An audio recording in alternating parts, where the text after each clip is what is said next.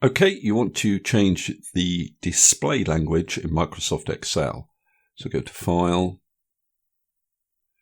then down to Options, bottom left of the screen, then down to Language.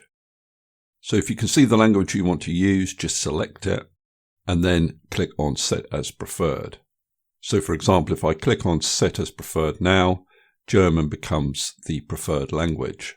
Now, if you can't see the language that you want to use in this list, then you need to add it.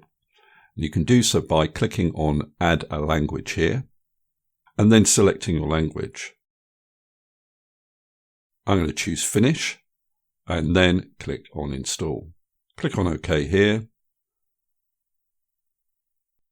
Now, once the language pack is installed, you will need to close out of this dialog box and restart Excel.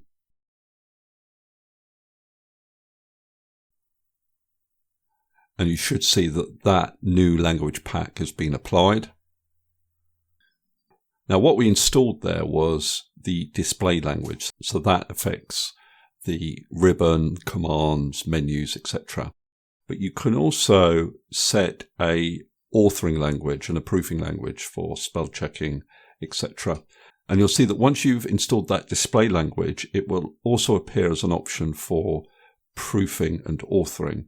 So you can also set that as your preferred language for proofing. And again, you're going to have to restart Excel to properly install it. Okay, that's all I wanted to cover in this particular video. Hopefully that's useful. If it is, please give me a thumbs up and subscribe, and I'll see you next video.